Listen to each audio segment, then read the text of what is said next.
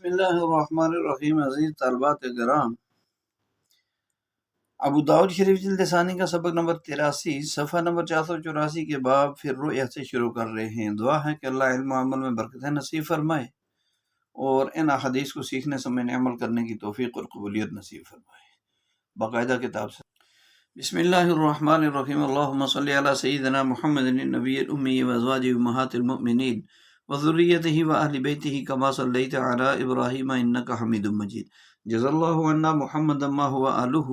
باب فی الرؤیا۔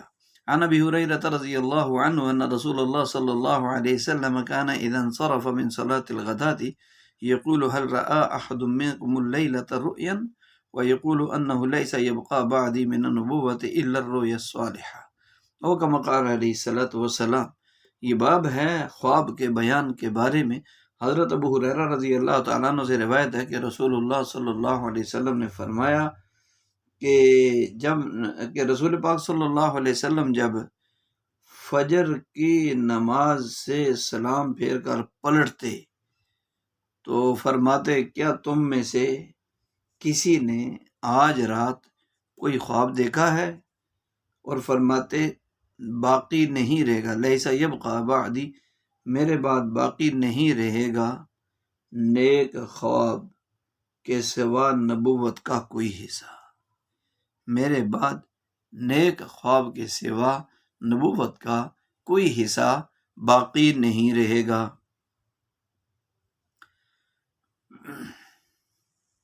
عن عبادہ بن صامت رضی اللہ تعالی عنہ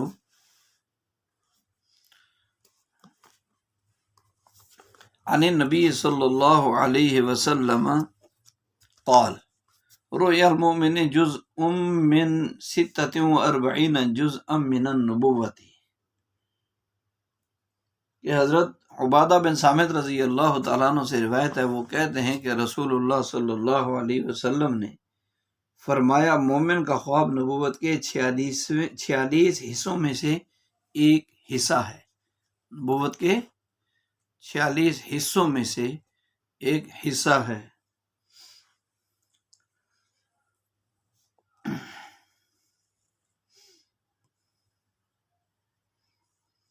عن ابی ہریرہ رضی اللہ عنہ عن النبی صلی اللہ علیہ وسلم قال اذا اقترب الزمان لم تکد رؤیا المسلم ان تکذب اصدقهم رؤیا اصدقهم حدیثا والرؤیا ثلث فالرؤیا الصالحة بشرى من اللہ والرؤیا تحزین من الشیطان والرؤیا مما يحدث به المرء نفسه فإذا رأى أحدكم ما يكره فليقم فليصلي ولا يحدث بها الناس قال وأحب القيد وأكره الغل والقيد ثبات في الدين قال ابو داود اذا اقترب الزمان یعنی اذا اقترب الليل والنهار یعنی يستویان او كما قال النبی صلی اللہ علیہ وسلم۔ حضرت ابو ہریرہ رضی اللہ تعالیٰ سے روایت ہے کہ نبی صلی اللہ علیہ وسلم نے فرمایا مومن کا خواب، جو نبی صلی اللہ علیہ وسلم نے فرمایا کہ جب زمانہ قریب آ جائے گا، اذا اقترب الزمان، جب زمانہ قریب ہو جائے گا تو مومن کا خواب جھوٹا نہیں ہوگا، مومن کا خواب جھوٹا نہیں ہوگا۔ سچے خواب والا وہ ہوگا جو سچی بات والا ہوگا۔ والرؤیا ثلاث، اور رویا 3 طرح کے ہوتے ہیں، خواب 3 طرح کے ہوتے ہیں۔ پس اچھے خواب اللہ کی جانب سے خوشخبری ہوتے ہیں، اور کچھ خواب شیطان کی طرف سے رنج کا باعث ہوتے ہیں۔ کچھ آدمی کے دل کے خیالات ہوتے ہیں، جب تم میں سے کوئی مکروہ بات دیکھے، ناپسندیدہ بات، تو اٹھے، نماز پڑھے اور لوگوں کو اپنا خواب نہ بتائے۔ فرمایا میں قید کو پسند کرتا ہوں اور گردن میں توق کو ناپسند کرتا ہوں۔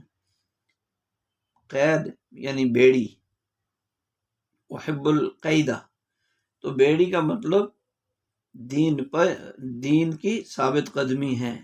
امام ابو داؤد رحمۃ اللہ علیہ کہتے ہیں جب زمانہ قریب ہو جائے گا، اس کا مطلب یہ ہے کہ جب رات اور دن قریب قریب یعنی یستویان برابر ہو جائیں گے۔ کیا ہو جائیں گے؟ برابر ہو جائیں گے۔ تو یہ باب چونکہ رؤیا یعنی خواب کے بارے میں چل رہا ہے، تو رؤیا بر وزن فعلا یسرا بمانا مرئیہ، دیکھا ہوا، دیکھی ہوئی چیز، خواب۔ رؤیا بمانا خواب، رؤیا بمانا دیکھا ہوا۔ رؤیا کی تعریف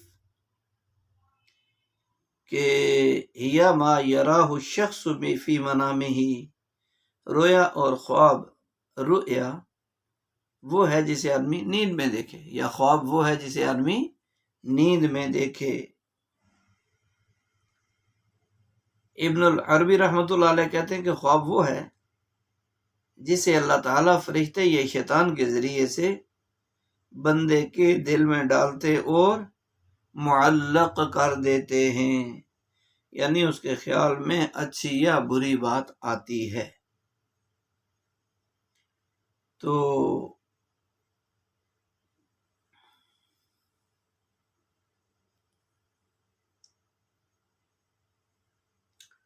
حقیقت میں صحیح بات اہل سنت والجماعت کے نزدیک رؤیا کی حقیقت میں یہ ہے کہ اللہ تعالیٰ فرشتے کے ذریعے بندے کے دل میں وہ چیز پیدا کر دیتے ہیں جو خوشی کا سبب ہوتی ہے، اور کبھی شیطان کے ذریعے دل میں ڈال دیتے ہیں جو غمی کا سبب ہوتی ہے اور مضر ہوتی ہے۔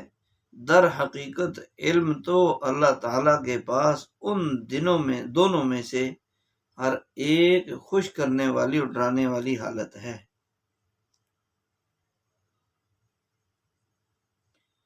تو نیک خواب کے آداب ہیں کچھ، یہ ہمیں بڑی توجہ سے سیکھنے بھی چاہیے، سننے سمجھنے بھی چاہیے، اور ان پر عمل ضرور ہونا چاہیے۔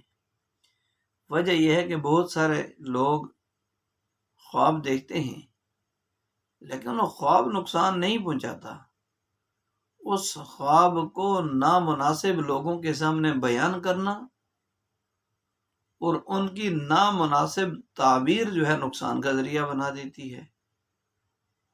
حالانکہ حقیقت کیا ہے کہ جتنا بھی گھٹیا، جتنا بھی ڈراؤنا، خوفناک اور برا خواب ہو، اس خواب کے وقت جو عمل اور طریقہ آپ علیہ السلام نے سکھا دیا اس پر عمل ہو تو سوال ہی پیدا نہیں ہوتا کہ کسی مومن مرد یا عورت کا نقصان ہو۔ خواب جتنا بھی نقصان والا ہو، نقصان نہیں ہوگا انشاءاللہ، وہ عمل کر لیے جائے، ان آداب پر عمل کر لیا جائے۔ تو یہ ہم میں سے ہر ایک کی ضرورت ہے۔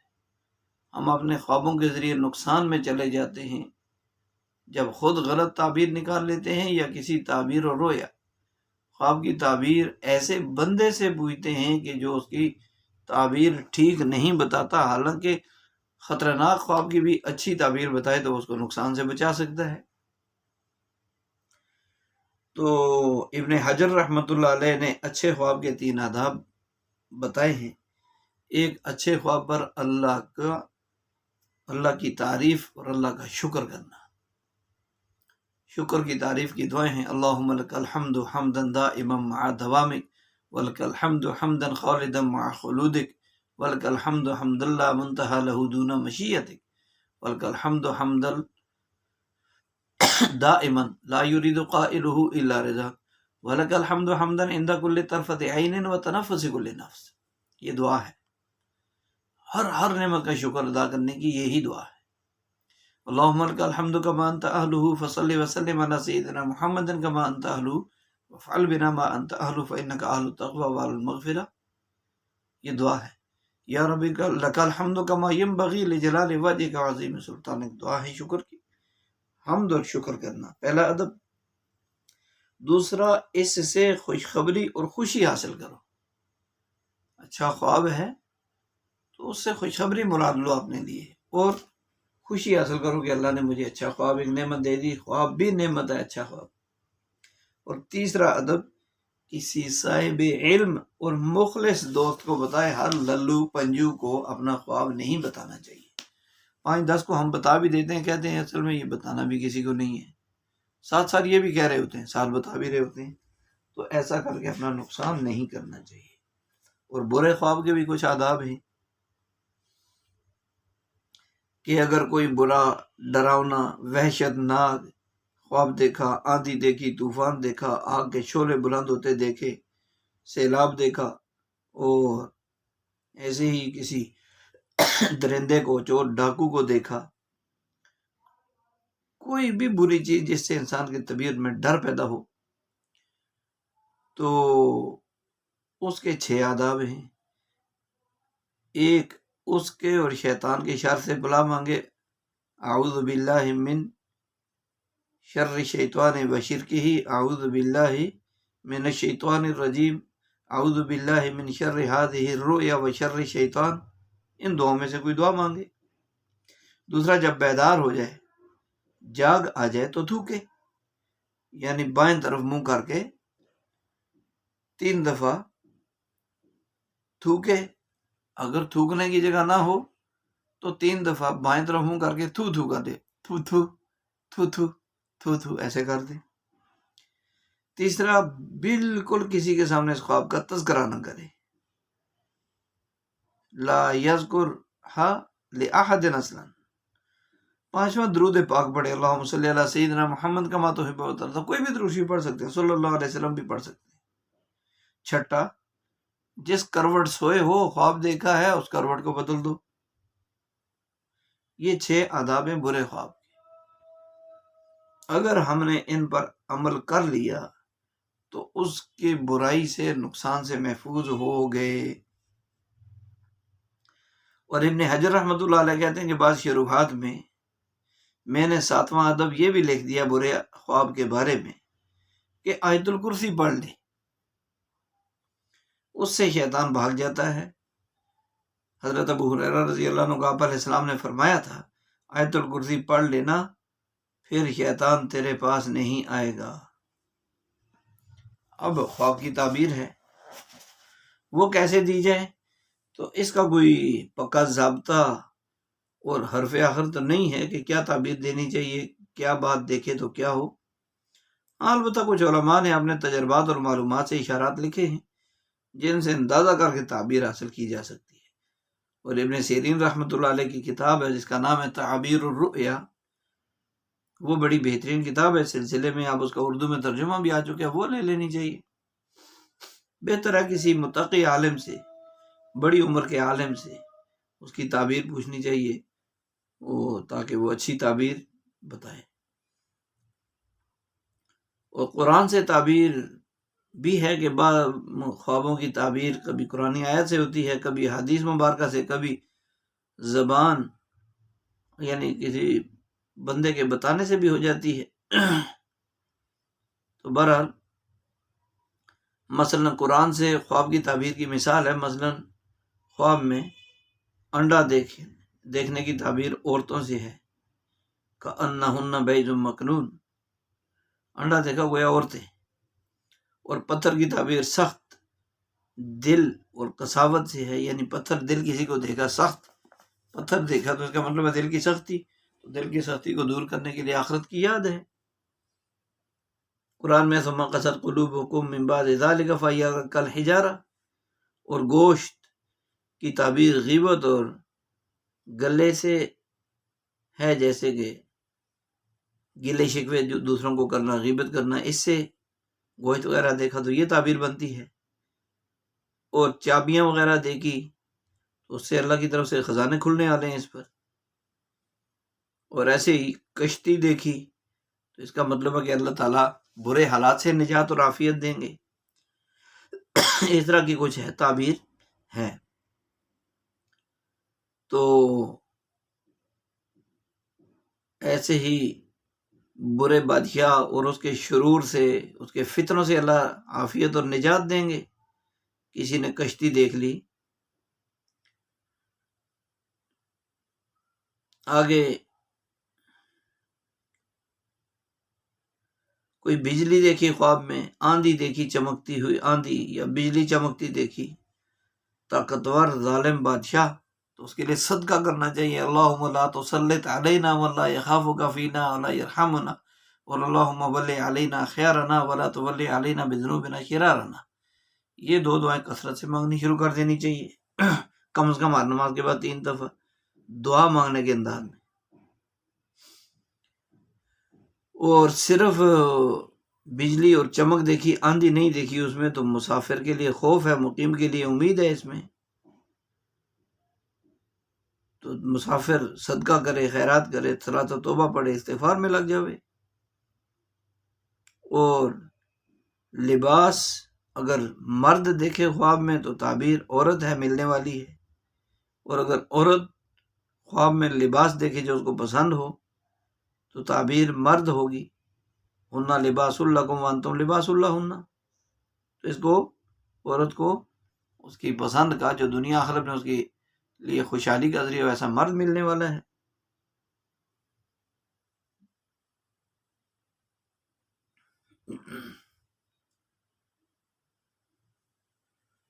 تو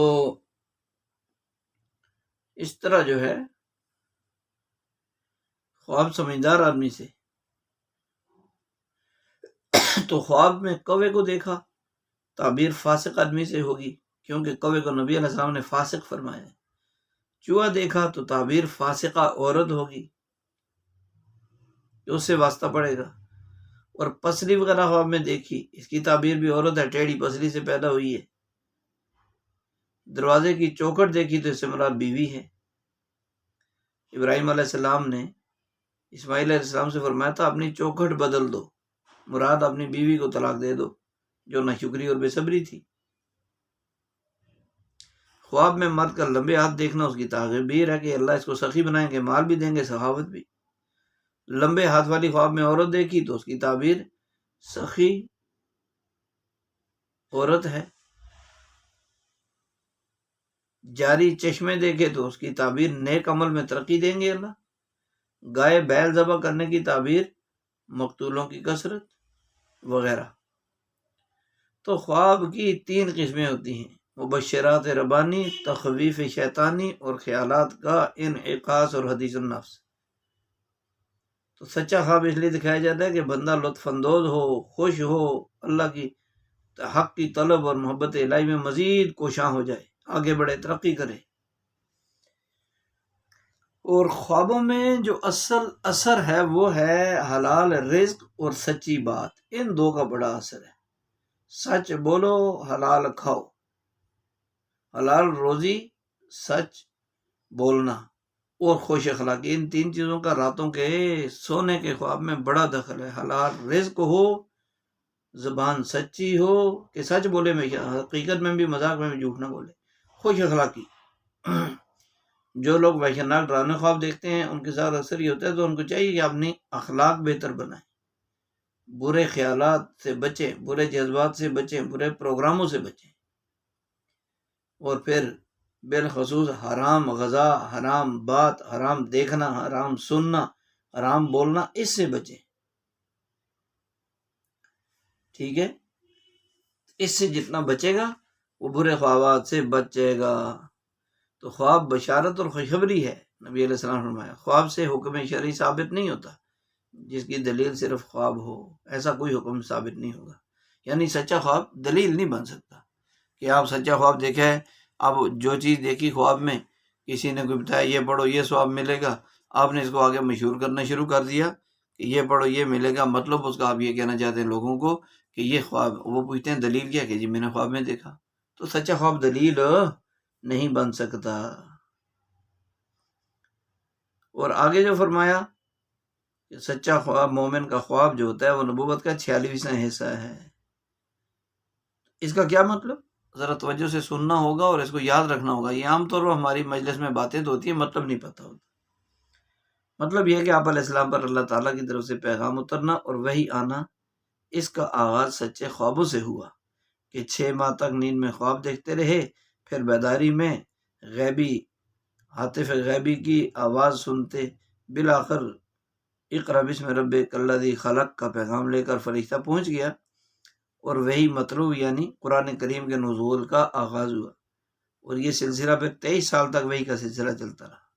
پھر بالآخر الیوم اکملت لکم دینکم کی خوشخبری اور اللہم بالرفیق الاعلی کہتے ہوئے نبی علیہ السلام کا اللہ کی بارگاہ میں پیش ہو جانا، یعنی دنیا سے تشریف لے جانا، یہ ہے۔ 46ویں حصے کو سمجھانے کی باتیں یوں کہیں کہ 23 سال کو اگر 6 ماہ پر تقسیم کریں تو 6 ماہ 23 سال کا 46واں حصہ بنتے ہیں، یعنی وحی کا نازل ہونا اور اعلان نبوت کے کل 23 سال ہیں، جیسے اس سے پہلے 6 ماہ خواب دیکھنے کے ہیں، اس لیے خواب نبوت کا 46واں حصہ ہوا۔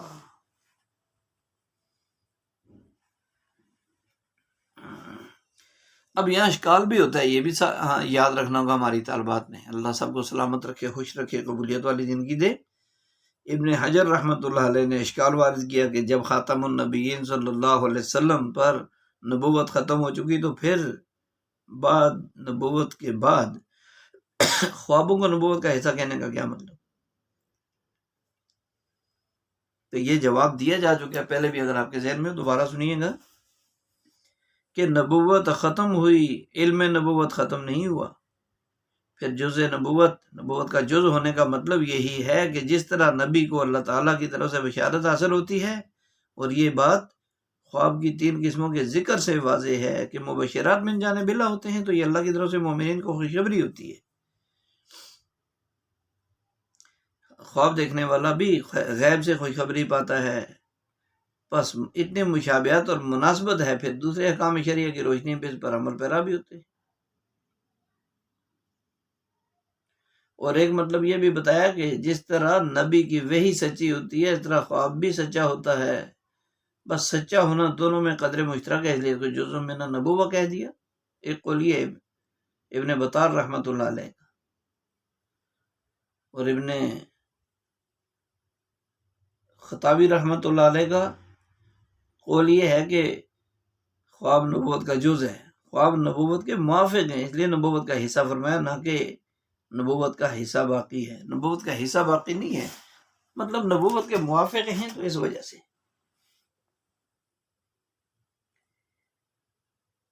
تو بہرحال ایک قول یہ ہے کہ نبوت کا حصہ کہنے کا مطلب یہ کہ علم نبوت کا حصہ ہے، اور نبوت اگرچہ ختم ہو چکی ہے مگر علم نبوت تو باقی ہے اور قیامت تک باقی رہے گا، اس لیے نبوت کا حصہ کہنے میں کوئی اشکال نہیں ہے۔ اقترب الزمان، تیسری حدیث میں جو فرمایا نا اقترب الزمان، یعنی اقترب اللیل والنہار یستویان، مطلب یہ ہے کہ جب دنیا کی عمر کا آخر ہوگا اور قیامت قریب ہوگی تو خواب اکثر سچے ہوں گے، اور جو دیکھیں گے وہی واقع ہوگا۔ استواء اللیل والنہار کا دوسرا مطلب یہ بھی ہے کہ اس سے موسم بہار کے اعتبار سے دن رات کا برابر ہونا مراد ہے، کہ جب دن رات موسم بہار میں برابر ہوتے ہیں تو طبیعت میں بھی اعتدال ہوتا ہے، کسی قسم کا کھچاؤ دباؤ نہ ہونے کی وجہ سے حالت اعتدال میں جو خواب دیکھیں گے یقیناً درست اور سچا ہوگا۔ یہ دونوں مطلب علامہ خطابی رحمۃ اللہ علیہ نے بیان کیے ہیں۔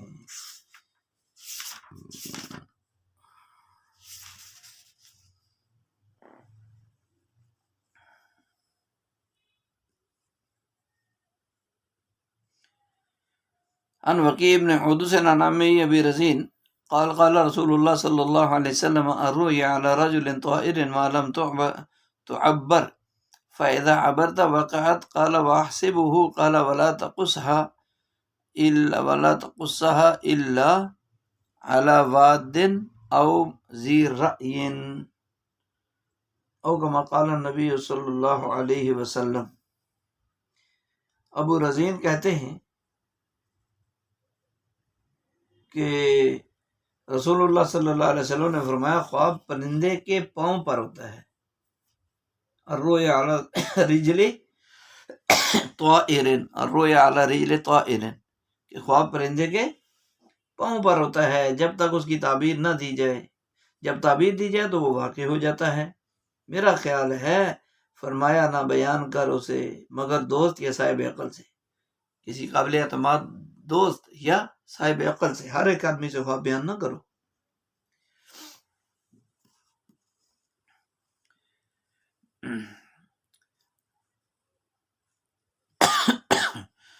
قال حدثنا النفيلي قال سمعت زهيرا يقول سمعت يحيى بن سعيد يقول سمعت ابا سلمة رضي الله عنه يقول سمعت ابا قتادة رضي الله عنه يقول سمعت رسول الله صلى الله عليه وسلم يقول الرؤيا من الله والحلم من الشيطان فإذا رأى أحدكم شيئا يكرهه فلينفث عن يساره 3 مرات ثم ليتعوذ من شرها فإنها لا تضره۔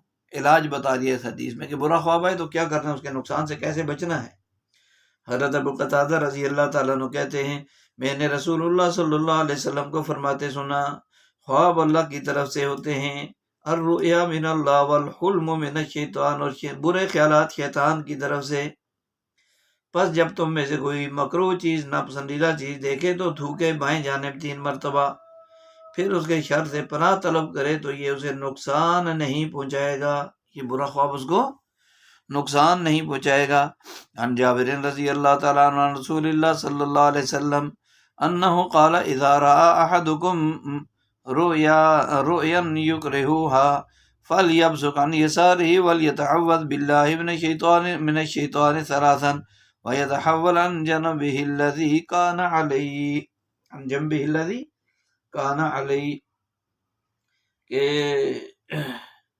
حضرت جابر رضی اللہ عنہ سے روایت ہے کہ رسول اللہ صلی اللہ علیہ وسلم نے فرمایا جب تم میں سے کوئی آدمی برا خواب دیکھے، جسے وہ ایسا خواب دیکھے جسے وہ ناپسند کرتا ہو، تو اپنی بائیں جانب 3 بار تھوکے، 3 بار شیطان سے اللہ کی پناہ طلب کرے اور اپنے پہلو کو بدل دے جس پہلو پر تھا، یعنی کروٹ بدل کر سو جائے، کروٹ بدل کر سو جائے۔ ان ابا ہریرہ رضی اللہ عنہ قال سمعت رسول اللہ صلی اللہ علیہ وسلم یقول من رآنی فی المنام فسیرانی فی الیقظۃ ولکأنما رآنی او لکأنما رآنی فی الیقظۃ ولا یتمثل الشیطان بی، کہ حضرت ابو ہریرہ رضی اللہ تعالیٰ عنہ کہتے ہیں میں نے رسول اللہ صلی اللہ علیہ وسلم کو فرماتے سنا جس آدمی نے مجھے خواب میں دیکھا تو وہ مجھے جاگتے ہوئے بھی عنقریب دیکھے گا، یا فرمایا گویا اس نے مجھے ہی دیکھا جاگتے ہوئے، شیطان میری شکل نہیں بنا سکتا، شیطان میری شکل نہیں بنا سکتا۔ عن ابن عباس رضی اللہ تعالی عنہما ان النبی صلی اللہ علیہ وسلم قال من صور صورة عذبه اللہ بها یوم القیامة حتى ينفخ فيها او ليس بنافخ ومن تحلم كلف ان يقض شعيرة ومن استمع الى حديث قوم يفرون به من صب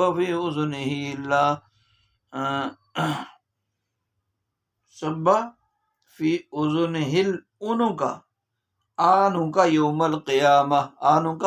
القیامہ او کما قال النبی صلی اللہ علیہ وسلم۔ حضرت ابن عباس رضی اللہ تعالیٰ عنہ سے روایت ہے کہ رسول اللہ صلی اللہ علیہ وسلم نے فرمایا کہ جو آدمی کوئی تصویر بنائے گا اس کی وجہ سے اسے قیامت کے دن عذاب دے گا، اللہ عذاب دے گا، یہاں تک کہ وہ اس میں جان ڈال دے، وہ آدمی اس تصویر اپنی بنائی تصویر میں جان ڈال دے، اور وہ جان ڈال نہیں سکتا۔ ومن تحلم، اور جو آدمی جھوٹا خواب بیان کرے تو اسے مکلف یعنی پابند کیا جائے گا کہ جو میں گرا لگائے، گندم کی طرح جو ہوتا ہے نا، جو کا دانہ، کہ جو میں گرا لگائے، اب آپ دیکھیں جو کے دانے کو کیسے گرا لگ سکتی ہے، جو سنے بات ایسی قوم جو اسے سنانا نہیں چاہتے تو اس کے کان میں قیامت کے دن سیسا پگھلا کر ڈالا جائے گا۔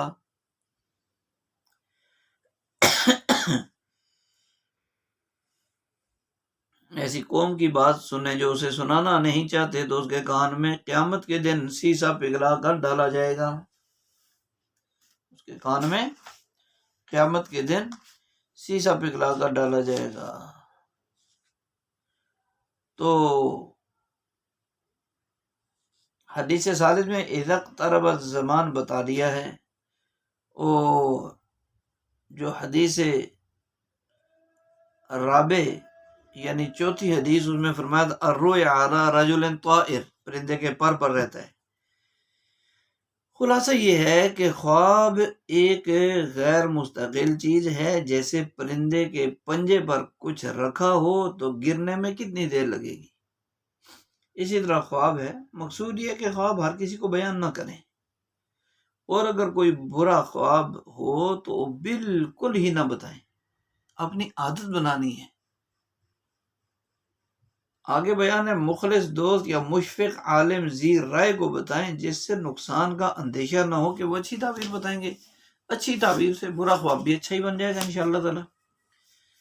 پانچویں حدیث میں تو خواب کے آداب ہیں، پہلے بتا دیے ہیں، چھٹی حدیث میں بھی یہی ہے۔ ساتویں حدیث میں من رآنی فی المنام فسیرانی فی الیقظہ، کہ جس آدمی نے خواب میں مجھے دیکھا اس نے در حقیقت مجھے ہی دیکھا۔ یہ تو اس حدیث میں اس کا مطلب یہ ہے کہ آپ علیہ السلام کے مبارک زمانے کے متعلق ہے یہ کہ آپ علیہ السلام کی حیات طیبہ میں جس نے خواب میں دیکھا تو اللہ تعالیٰ اسے ہجرت کی توفیق مرحمت فرمائیں گے، اور خواب کی مانند بیداری میں بھی زیارت کا شرف پائے گا۔ وسیرانی کا اسی کا قرینہ ہے کہ عنقریب آ کر مجھے دیکھ لے گا جس نے رات کو خواب میں مجھے دیکھا۔ دوسرا مطلب یہ ہے کہ ہر زمانے میں آپ صلی اللہ علیہ وسلم کی خواب میں زیارت کرنے والے کے لیے یہ ضابطہ ہے کہ جس نے مجھے خواب میں دیکھا وہ کل قیامت کے روز میری زیارت سے سرفراز ہوگا، شفاعت نصیب ہوگی، اور حسن خاتمہ کی پیشن گوئی ہے کہ ایمان کے ساتھ دنیا سے جانا نصیب ہوگا۔ تو لیکن یہ قول ضعیف ہے، کیونکہ قیامت کے دن تو سب ہی دیکھیں گے، خواب میں زیارت کرنے والے کی تخصیص نہیں ہے۔ تو بہرحال آپ علیہ السلام کو مختلف حالتوں میں دیکھنا، اگر کسی نے خواب کے اندر اسی معہود اور شمائل میں مذکورہ حلیہ حالت میں دیکھا تو یقیناً درست ہے، شیطانی تصرف اس میں ہو نہیں سکتا۔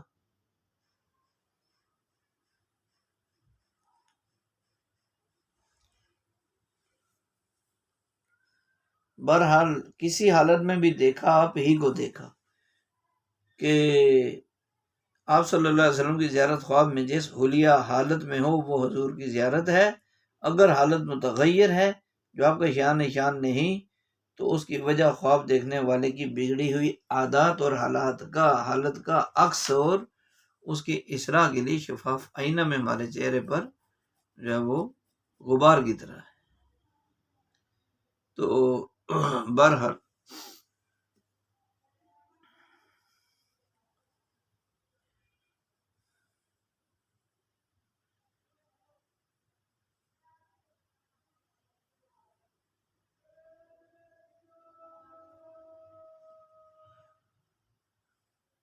یہ جو 8ویں حدیث ہے جس میں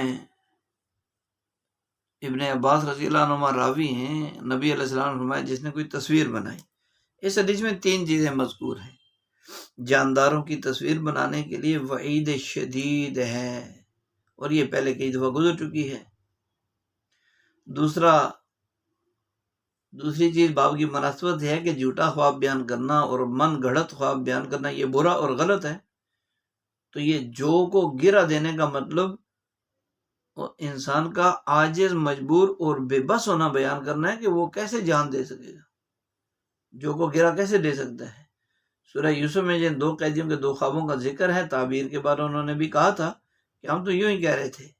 یوسف علیہ السلام نے فرمایا کہ قضی الامر الذی فیہ تستفتیان، کہ جو تم پوچھ رہے تھے نا، فتویٰ لے رہے تھے، وہ ہو چکا، اب ایسے ہی پیش آیا تو اسے معلومہ غلط خواب بیان کرنے سے دنیا میں بھی نقصان ہو سکتا ہے، اس لیے جھوٹے خوابوں سے بچنا چاہیے۔ تیسری چیز جو بیان ہوئی اس حدیث نمبر 8 میں اس باب کی، وہ آداب معاشرت میں سے کہ بلا اجازت کسی کی بات میں دخل دینا اور کسی کی بات کو سننا کان دھر کر، یہ قابل عذاب ہے، اور اسی پر شدید وعید ہے کہ آنک تانبے کو کہتے ہیں کیونکہ یہ جرم کانوں سے ہوا بات سننے کا، تو انہیں پھر کانوں ہی کی سزا کا ذکر فرما دیا۔ اس باب کی آخری حدیث ہے عن انس بن مالک رضی اللہ تعالی عنہما ان رسول اللہ صلی اللہ علیہ وسلم قال رأيت الليلة كأن في دار عقبة بن رافع رضي الله تعالى عنهما واتينا برتب من رتب ابن وطاب فأولت أن الرفعة في لنا في الدنيا والعاقبة في الآخرة وإن ديننا قد طاب. کہ حضرت انس بن مالک رضی اللہ عنہ سے روایت ہے کہ رسول اللہ صلی اللہ علیہ وسلم نے فرمایا آج رات میں نے دیکھا جیسے ہم عقبہ بن رافع کے گھر میں ہوں اور ہمارے پاس تازہ کھجوریں لائی گئیں ابن طاب کی. میں نے یہ تعبیر دی کہ دنیا میں بلندی ہمارے لیے اور آخرت کا انجام بھی، اور ہمارا دین سب سے عمدہ اور اچھا ہو گیا، عمدہ اور اچھا ہو گیا. یہ اس باب کی آخری حدیث ہے جس کی عبارت اور ترجمہ آپ نے سن لیا. تو اس میں عقبہ بن رافع سے رفعت عظمت، اور عقبہ سے آخرت، اور عقبہ جو ہے عقبت سے لیا گیا ہے. تو یہ تعبیر قرآن کریم سے ہے، یرفع الذین آمنوا منکم والذین اوتوا العلم درجات والعاقبۃ للتقوی رتب ابن رتب، یعنی توابہ طیب ہو کر مر مقصود. تو بہرحال خواب کس کا سچا؟ جیسے پہلے گزرا کہ سچ بولنے اور حلال کھانے اور اچھے اخلاق والے بعمل نیک آدمی کا خواب زیادہ سچا ہوتا ہے. ایسے ہی حدیث میں آیا فَأَمَّا الْكَافِرُ وَالْمُنَافِقُ وَالْكَاذِبُ وَالْمُخْتَلِطُ صَدَقَتْ رُؤْيَاهُمْ أَحْيَانًا فَإِنَّهَا لَا تَكُونُ مِنَ الْوَحْيِ، کہ کافر، فاسق، منافق آدمی اور ملا جلا رزق کھانے والا مختلط، ان کا خواب سچا ہونا یہ حیثیت نہیں رکھتا، بلکہ وہ اتفاقی اور مہلت ہے. بس اصل بات یہ ہے پیٹ کو پاک رکھو، حلال کھانا، حلال پینا، اور آنکھ اور کان اور زبان کو پاک رکھو، حلال بولنا، حلال سننا، حلال دیکھنا، تو پھر انشاءاللہ برے خواب نہیں آئیں. اگلا باب ہے ہمارا، یہ ہماری ساری اخلاقی زندگی اور معاشرتی زندگی کے بارے میں ابواب چل رہے ہیں. باب فی التصاؤب. عن ابی سعید خدری رضی اللہ تعالی عن ابن ابی سعید خدری رضی اللہ تعالی عنہما نبی قال قال رسول اللہ صلی اللہ علیہ وسلم اذا تصاب احدکم فلیمسک علی فیہ فإن الشیطان یدخل. حضرت ابو سعید خدری رضی اللہ تعالیٰ عنہ کہتے ہیں رسول اللہ صلی اللہ علیہ وسلم نے فرمایا جب تم میں سے کوئی جمائی لے تو اپنے منہ کو بند کر لے، اس لیے کہ شیطان منہ میں داخل ہو جاتا ہے، شیطان منہ میں داخل ہو جاتا ہے. تو اب یہاں جمائی شیطان کی طرف سے ہوتی ہے اور چھینک رحمان اللہ کی طرف سے ہوتی ہے. چھینک کہتے ہیں یہ چھینک ہے، اور جمائی وہ منہ کھول لیتے ہیں ایسے کر کے. جمائی شیطان کی طرف سے ہوتی ہے. تو جیسے ہی جمائی کی ابتدا ہونے لگے تو اس کو روکو، ہاتھ رکھ دو. اگر سیدھا ہاتھ رکھنا ہے تو ایسے دایاں منہ کے آگے رکھنا ہے، اور اگر الٹا ہاتھ رکھنا ہے تو ایسے الٹا کر کے رکھنا ہے اس کے آگے. ہم کیا کرتے ہیں کہ جب خواب دیکھ کے جو ہے جمائی لے کر فارغ ہو گئے، آنکھوں سے آنسو ٹپک گئے، پھر آگے ہاتھ رکھ لیتے ہیں تاکہ وہ رشتہ دار جو اندر چلا گیا ہے شیطان، اس کو ہم یہ گویا یوں کہنا چاہتے ہیں کہ بھائی اندر ہی رہو، باہر آنے کی ضرورت نہیں، ٹھنڈ ہے باہر، ٹھیک ہے. تو پہلے ہی روکنا چاہیے. اور نماز میں تو تاکید ہے کہ نماز میں جب جمائی آنے لگے تو اس کو روکو، کہ نماز کے اندر شیطان کہاں سے آ گیا؟ رحمان کے سامنے کھڑے پھر شیطان کے ساتھ لڑائی. تو اس لیے اپنی نمازوں کو بہترین بنانے کے لیے ہمیں زبان سے پڑھنا ہے، آنکھوں کو ہر رکن میں پابند کرنا ہے، اور دل کو فارغ نہیں چھوڑنا. دل میں یا تو نماز کے اندر پڑھی جانے والی چیزوں کا ترجمہ چلتا رہے اور وقفے سے رک کر پڑھنے کی عادت ہو تو ترجمہ ساتھ چلے گا، اور دوسری یہ بات چلتی رہے کہ اللہ جل شانہ میرے ساتھ ہے، مجھے دیکھ رہے، سن رہے. اور تیسری مطلوبہ چیز نماز کے اندر یہ ہے جس رکن کے اندر ہے اس رکن کا حکم معلوم ہو. مثلا ہم قیام میں ہیں تو مجھے زبان سے پڑھ رہا ہوں، دل میں معلوم ہو کہ میرا یہ کھڑا ہونا فرض ہے، پڑھنا واجب ہے. رکوع میں چلے گئے، رکوع میں جھکنا فرض ہے، تسبیح سنت ہے. تو ہر رکن کے ساتھ اس کا حکم کہ یہ فرض ہے، یہ واجب ہے، یہ سنت ہے، یہ مستحب ہے جو میں کر رہا ہوں، یہ دل میں خیال ہو۔ تو تین چیزوں میں سے ایک، اللہ میرے ساتھ مجھے دیکھ رہے سن رہے، یہ اللہ کا دھیان، اس کو کہتے ہیں صفت احسان۔ اعلیٰ درجہ تو یہ ہے کہ یہ ہو اور نماز کا ترجمہ ساتھ ساتھ چلتا رہے، تو پھر انشاءاللہ نماز میں دائیں بائیں کے خیالات اور وساوس نہیں آئیں گے، اتنا وقت ہی نہیں ملے گا منہ کھولنے کا جمائی کے لیے۔ تو دعا ہے کہ اللہ ہمیں ان چیزوں کی سمجھ عطا فرمائے، حقیقت نصیب فرمائے۔ تو یہ جمائی والے عمل پر بڑا عمل کرنے، کئی لوگ منہ کھول لیتے ہیں، ایک بالش منہ کھولتے ہیں، ایسے دیکھنے والے کو سامنے ڈر لگ جاتا ہے، اور یہ نہیں کرتے کہ آگے ہاتھ رکھ کے شیطان کو اندر جانے سے روکا جائے۔ اور سنت ہے ہاتھ رکھنا، نبی علیہ السلام نے فرما دیا۔ تو انشاءاللہ امید ہے کہ کوشش کریں گے اس کو، احادیث کو پڑھنے اور سمجھنے اور سننے والے۔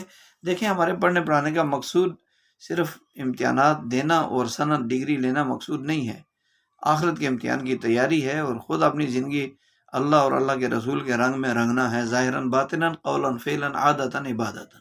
اس کی بڑی فکر لگی رہے ہمیں پڑھنے کے ساتھ ساتھ، ہر حدیث ہمیں آخرت کی طرف متوجہ کرے، اللہ رسول کی محبت اور اطاعت کی طرف متوجہ کرے۔ ورنہ پڑھنے پڑھانے والے تو دنیا میں بڑے پڑے ہوئے ہیں، ڈگریوں والے بھی بہت ہیں، لیکن ڈگری وہاں نفع نہیں دے گی، علم عمل کا قطرہ علم کے سمندر سے زیادہ بہتر ہے۔ عن سفیان عن سہیل رضی اللہ عنہ نحوہ قال فی الصلاۃ فلیقظم ما استطاع، کہ یہ فلیقظم کہ سہیل رضی اللہ عنہ سے بھی اسی طرح مروی ہے، اس میں یہ ہے کہ جب جماعی نماز میں ہو تو جہاں تک ہو سکے منہ بند رکھے، یہاں ہاتھ رکھنے سے زیادہ بہتر ہے پہلے سے ہی منہ کے بند رکھو، اور دل میں یہ خیال رہے، زبان سے نہ بولے کہ نبی علیہ السلام کو جماعی نہیں آتی تھی، بس اس کو بھی نہیں آئے گی، انشاءاللہ فوراً رک جائے گی۔ اگلی حدیث اسی باب سے متعلق ہے، حضرت ابو ہریرہ رضی اللہ تعالیٰ عنہ اس حدیث کے راوی ہیں۔ عن ابی ہریرہ رضی اللہ عنہ قال قال رسول اللہ صلی اللہ علیہ وسلم ان اللہ يحب التعظ ويكره تثاؤب فاذا تثاءب احدكم فليرد فما استطاع ولا يقل ها فانما ذلك من الشيطان يضحك منه من او كما قال النبی صلی اللہ علیہ وسلم۔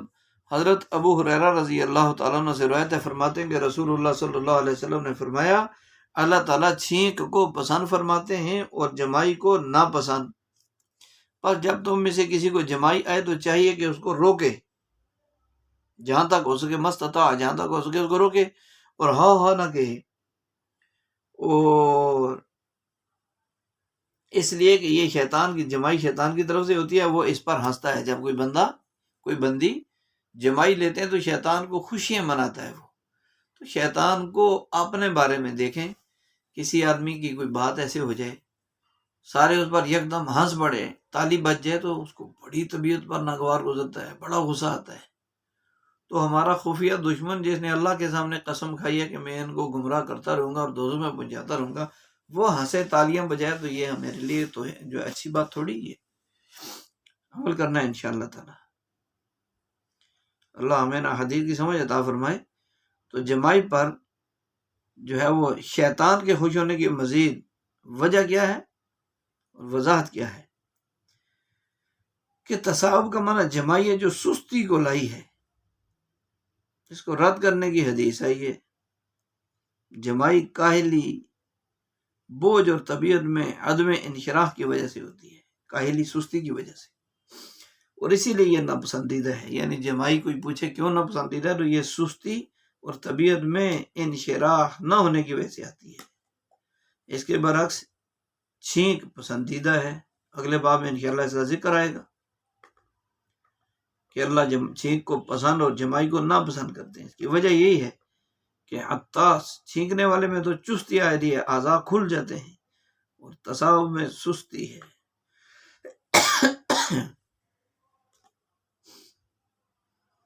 ان دو میں سے یعنی خواب اور چھینک میں سے ہر ایک کا پسند اور ناپسند ہونا اس سے پیدا ہونے والی حالت کی وجہ سے۔ اور پھر یہ جو فرمایا کہ حدیث میں کہ جمائی شیطان کی طرف سے، مطلب یہ کہ جمائی کا کاہلی کام میں بددلی اور وسوسوں کا مجموعہ ہے، اور یہ شیطان کے ورگلانے بہکانے سے ہی ایسی کیفیت بنتی ہے۔ کتاب اٹھائی جمائی شروع، تسبیح لی جمائی شروع، تلاوت کی جمائی شروع، تہجد کے لیے اٹھے ذکر میں نیند سستی، شیطان کی طرف سے۔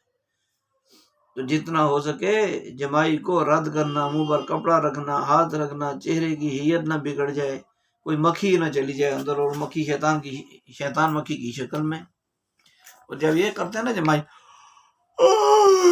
یہ ہاں کرتے ہیں، تو اس پر شیطان خوشیاں مناتا ہے، واہ واہ دیکھو منہ بگڑا ہوا، دیکھو اس کا کیسا منہ کھلا ہوا ہے میری وجہ سے۔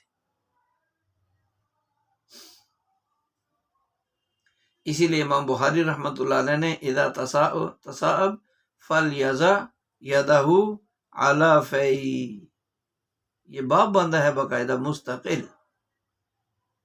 مستقل باب بندہ ہے۔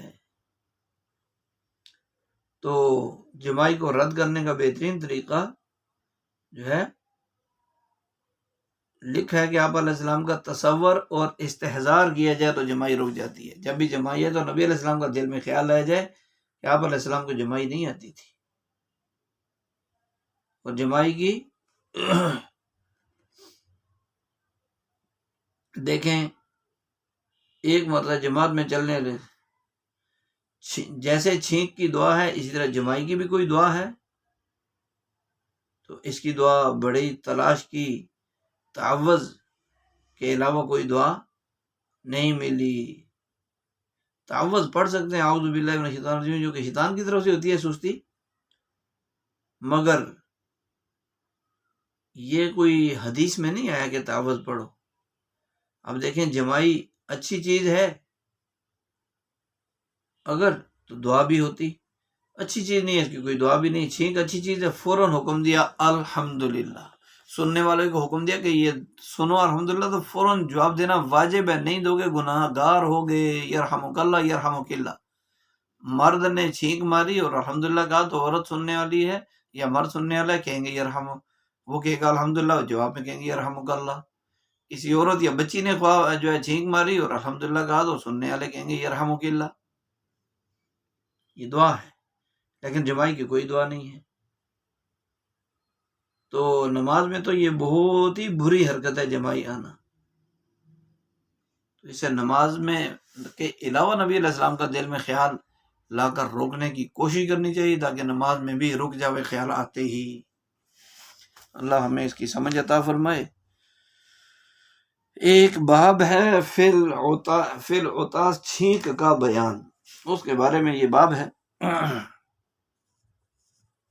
عن ابی ہریرہ رضی اللہ عنہ قال کان رسول اللہ صلی اللہ علیہ وسلم اذا عطس وضع یدہ او ثوبہ علی فی وخفض او غض بیا صوتہ شک یحییٰ، کہ رسول اللہ صلی اللہ علیہ وسلم کو جب چھینک آتی تو اپنا ہاتھ مبارک یا اپنا کپڑا منہ پر رکھ لیتے اور آہستہ آواز سے چھینکتے۔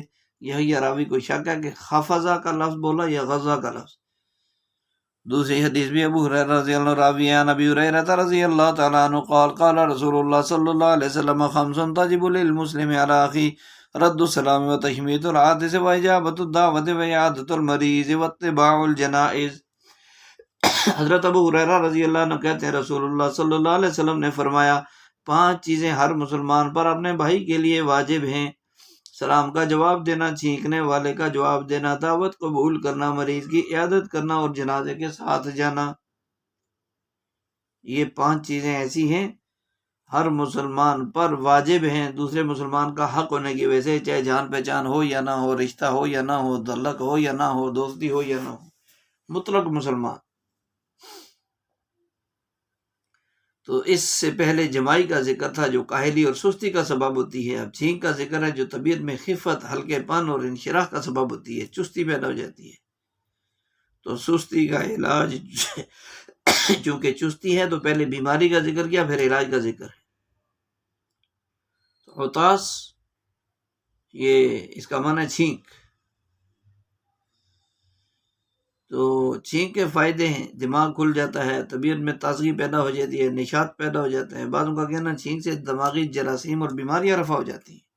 چھینکتے وقت انسان کا جسم بالکل تن جاتا ہے، ٹائٹ ہو جاتا ہے، اور اعضاء اعصاب کھچاؤ میں آ جاتے ہیں۔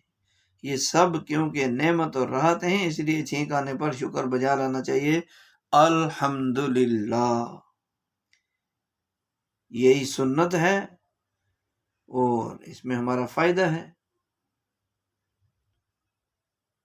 تو ابن عبداللہ رحمۃ اللہ علیہ نے تشمید کا معنی بیان کیا، اللہ تعالیٰ نے تمہیں جگ ہنسائی اور رسوائی سے بچائے، اور ان تین چیزوں سے تجھے دور اور محفوظ رکھے جو تجھ پر دشمنوں کو جملہ کسنے اور ہنسنے کا موقع دیں۔ تو چھینک کا جواب دینا فرض کفایہ ہے۔ احناف، اکثر حنابلہ، شوافع اور مالکی اصحاب میں سے ابن راشد اور ابن العربی کا یہی مسلک ہے کہ چھینک کا جواب دینا فرض کفایہ ہے، اور اس میں جملہ حدیث بھی میں تطبیق بھی ہو جاتی ہے، کیونکہ اکثر حدیث میں لفظ حق اور صیغہ امر موجود ہے، اس سے وجوب اور فرضیت ثابت ہوتی ہے، اور دلالت علی سبیل الکفایہ کہنے میں کوئی تردد نہیں ہے۔ بہرحال دوسرا قول یہ ہے کہ یہ چھینک کا جواب دینا، یعنی چھینکنے والا الحمدللہ کہے گا تو جواب دینا یرحمک اللہ یرحمک اللہ، یہ سنت علی الکفایہ۔ پہلا تھا فرض علی الکفایہ، اب سنت علی الکفایہ، کہ مجلس میں سے کسی ایک کے جواب دینے سے باقی والوں کی طرف سے جواب ہو جاوے گا، سب گنہگار ہونے سے بچ جائیں گے، جبکہ سب کو جواب دینا منع نہیں ہے۔ ایک آدمی نے چھینک ماری، سب ہی جواب دے دیں، ثواب حاصل کر لیں، ورنہ نہ بھی دیں تو ایک دے دے تو کافی ہے۔ اصحاب ظواہر اور مالکیہ میں سے ابن مزین اور بعض شوافع کے نزدیک فرض عین ہے جواب دینا چھینکنے والے کا، لیکن یہ ساری تفصیل تب ہے جب چھینکنے والا الحمدللہ کہے، ورنہ جواب نہیں ہے۔ پھر اسے الحمدللہ کہنا یاد دلائیں، پھر جب وہ الحمدللہ کہے تو جواب دیں، یاد دلانا مستحب ہے۔ کسی آدمی نے چھینکنے کے بعد الحمدللہ نہیں کہا تو اس کو جواب دو، بھائی اللہ کی تعریف کرو یار، الحمدللہ کہو۔ یہ اس کو یاد دلانا بھی مستحب ہے، یاد دلانا بھی کیا ہے؟ مستحب ہے۔ اگر کسی آدمی کو مسلسل اور بار بار چھینکیں آ رہی ہوں تو 3 مرتبہ جواب دیں، چوتھی مرتبہ زکام والا کہہ کر چھوڑ دیں، انہو مزکوم یا انہا مزکومت، یوں کہہ دیں، یا اپنی زبان میں کہہ دیں اس کو زکام ہے۔ تو جب چھینکنے والا الحمدللہ کہے، اسے یرحمک اللہ یرحمک اللہ جواب میں کہا جاوے، پھر وہ چھینکنے والا پھر کہنے والے کو کہ یہدیکم اللہ ویصلح بالکم، اور اگر دینے والی جواب عورتیں ہیں تو پھر یہدیکن اللہ ویصلح بالکن۔ اور ابن ابطال رحمۃ اللہ نے لکھا کہ اس کے بجائے چھینکنے والا یرحمک اللہ کے جواب میں یغفر اللہ لنا ولکم پھر کہے، یعنی چھینکنے والا الحمدللہ جواب میں یرحمک اللہ، اور پھر چھینکنے والا یہدیکم اللہ ویصلح بالکم، ٹھیک ہے۔ اور ایک میں یہ ہے کہ یہدیکم یصلح بالکم کی جگہ یرحمک اللہ کے جواب میں یغفر اللہ لنا ولکم کہہ دے، تو کبھی یہ کبھی وہ دونوں پر عمل کر دینا چاہیے۔ لیکن ایسا نہ ہو کہ یہدیکم اللہ ویصلح بالکم تو عام ہے، مشہور ہے، اکثر لوگ اس کو کہتے ہیں، تو اس کو دوسرا جملہ یغفر اللہ لنا ولکم کہنے کے چکر میں وہ بھی بھول جائیں، یہ بھی بھول جائیں، چھوڑنا نہیں ہے۔ ایسے ہی چھینکنے والا صرف الحمدللہ بھی کہہ سکتا ہے، الحمدللہ علی کل حال بھی کہہ سکتا ہے، الحمدللہ رب العالمین بھی کہہ سکتے ہیں، بعض دیگر کلمات بھی روایت میں ملتے ہیں۔ سب سے زیادہ اور مشہور پہلا عمل ہے الحمدللہ، اور یہ بھی کہنا چاہیے بڑے بڑے معتبر علماء سے یہ بھی کہ الحمدللہ رب العالمین علی کل حال ما کانا کہے تو اس کو داڑھ کی تکلیف نہیں ہوگی، کان کی تکلیف نہیں ہوگی، یہ کہنے کی عادت بنانی چاہیے۔